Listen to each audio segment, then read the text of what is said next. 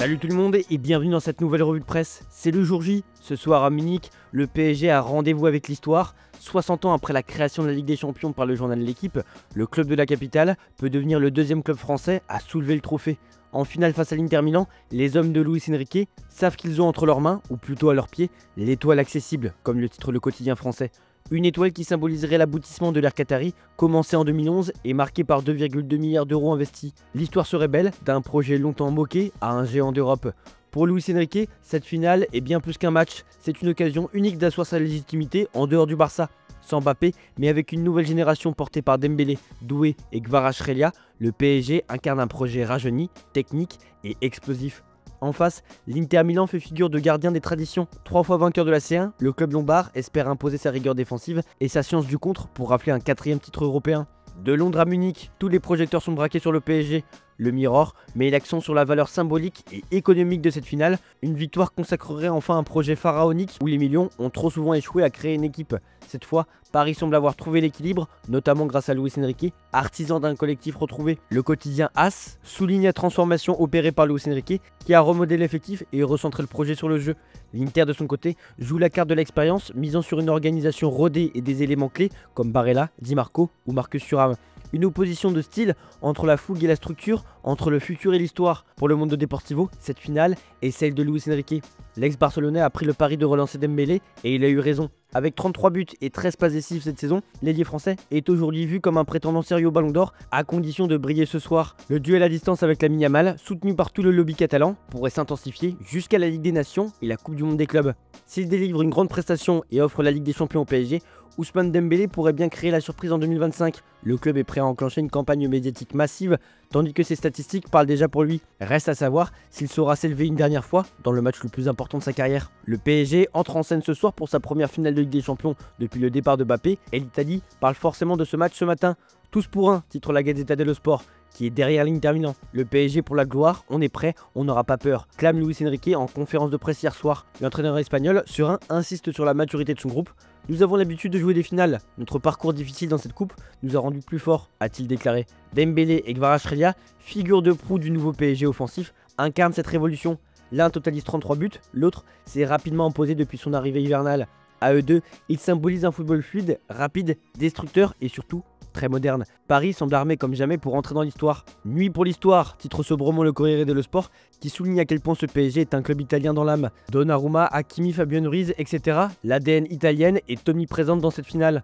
En face, les Nerazzurri voudront faire parler leur rigueur et leur expérience malgré les incertitudes autour de l'avenir de leur entraîneur. Justement, Simone Inzaghi devrait vivre son dernier match sur le banc de l'Inter, selon nos informations. L'entraîneur a déjà trouvé un accord verbal avec Al Hilal. Si la signature manque encore, le départ vers l'Arabie Saoudite est acté. L'Inter a bien tenté de le retenir, mais n'a pas pu rivaliser avec les offres venues du Golfe. Pendant ce temps, Naples se prépare à un été historique. Avec 200 millions d'euros de budget, le club vise un recrutement XXL pour jouer sur 4 fronts. Conte, conforté dans ses fonctions après des échanges fructueux avec De Laurentiis, veut bâtir une équipe redoutable. Le dossier Kevin De Bruyne est en très bonne voie, tandis que Jonathan David, Eden Zegrova, Fratelzi ou encore Kangeli sont ciblés.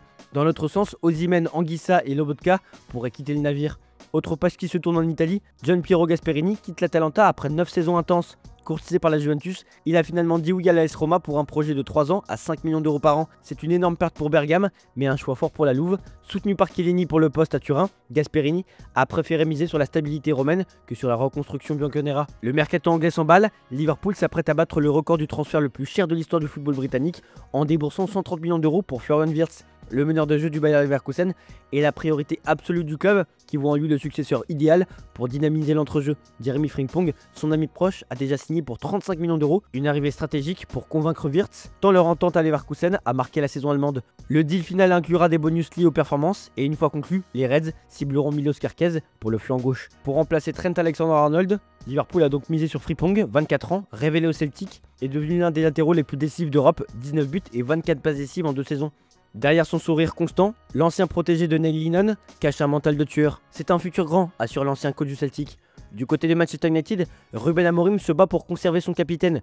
Courtisé par Al Hilal, Bruno Fernandes a reçu une offre gigantesque, 237 millions d'euros sur 3 ans, soit un salaire multiplié par 4. Son agent s'est rendu à Riyad et le club saoudien attend une réponse dans la semaine. Mais pour Amorim, la réponse est claire, Bruno veut rester, nous devons trouver une autre manière de financer notre mercato. Reste à savoir si les ambitions sportives du joueur primeront sur le pactole proposé par l'Arabie Saoudite. United, en difficulté financière, pourrait céder pour 118 millions d'euros. Pendant ce temps, une autre pépite est sur le départ. Selon nos informations, Ryan Cherki a donné son accord verbal à Manchester City. Après une saison stratosphérique avec l'OL, 12 buts et 20 passes décisives, le joueur de 21 ans a été convaincu par Pep Guardiola lui-même, avec qui il a échangé directement. Le transfert, estimé à 40 millions d'euros, pourrait être bouclé dans les prochains jours. City, en quête d'un nouveau meneur de jeu, tient peut-être son futur magicien. Le Real Madrid frappe un grand coup sur le marché estival. Trent Alexander-Arnold rejoint la Casablanca pour 6 saisons jusqu'en 2031. L'ancien latéral de Liverpool, âgé de 26 ans, arrive avec une clause libératoire d'1 milliard d'euros, preuve de la confiance que place Florentino Pérez en lui. Madrid a déboursé 10 millions d'euros pour l'arracher aux Reds, qui espéraient le conserver jusqu'à la Coupe du Monde des clubs. Mais malgré la pression des supporters et des dirigeants anglais, Alexander-Arnold a choisi Madrid, tournant la page d'un cycle historique de 354 matchs avec les Reds. Il est destiné à succéder à Dani Carvajal dans le couloir droit et son officialisation est attendue avant la Coupe du Monde des clubs. Dans un contexte où Toni Kroos a pris sa retraite et Modric est parti, nombreux attendaient un recrutement XXL au milieu de terrain, mais selon AS, Florentino Pérez a tranché. Pas de milieu à 100 millions d'euros cet été, le club préfère miser sur ses forces internes. Tchouaméni, Valverde, Bellingham et Güler sont jugés suffisants pour couvrir la saison.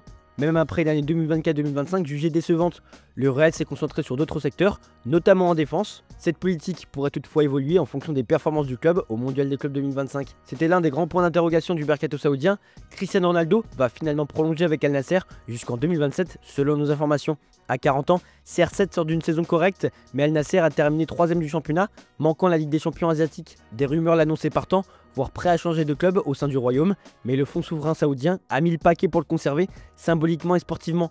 La prolongation signifie également une absence marquée. Ronaldo ne participera pas à la prochaine Coupe du Monde des clubs, un rendez-vous que le Real et d'autres grands clubs européens scruteront de près. Dans un entretien exclusif accordé à Barça One, Hansi Flick s'est longuement exprimé sur les jeunes pépés du FC Barcelone et notamment sur Lamine Yamal. Son détour, le nouveau coach Blaugrana a salué le talent hors norme de son jeune ailier. Lamine est un génie. Ce genre de joueur peut changer le cours d'un match ou d'un championnat. Le technicien allemand l'encourage toutefois à rester concentré. Il doit continuer à travailler pour pouvoir jouer au plus haut niveau pendant 15 ans. C'est le vrai défi. Flick a également glissé un mot sur Fermin Lopez qu'il a trouvé décisif lors du derby, tout en rappelant que d'autres joueurs comme Pedri ou Rafinha ont eux aussi un potentiel immense. Pedri peut devenir un grand leader pour les années à venir. Quant à Rafinha, il a besoin de confiance pour exprimer pleinement ses qualités. Parallèlement, Robert Fernandez, ancien secrétaire technique du Barça, est monté au créneau pour défendre Ousmane Dembélé, souvent critiqué lors de son passage en Catalogne. Pour lui, le Français n'a jamais été traité avec l'indulgence qu'il méritait. On ne lui a pas laissé le temps, ni le club ni la presse. Il a subi de graves blessures et pourtant, il n'a jamais lâché. Fernandez salue le professionnalisme de Dembélé et tord le cou aux critiques. Les rumeurs sur sa vie privée étaient injustes. Il a toujours été irréprochable. Et contrairement à d'autres dossiers, comme celui de Coutinho, le Barça n'a pas perdu d'argent avec lui. Aujourd'hui, à 28 ans, Dembélé est perçu comme un joueur mature, un exemple de persévérance et de résilience. Et avec sa saison record au PSG, l'histoire est loin d'être terminée. Voilà, c'est tout pour aujourd'hui. Bonne journée à tous. Merci pour votre fidélité. On se retrouve demain pour de nouvelles vidéos sur Foot Mercato.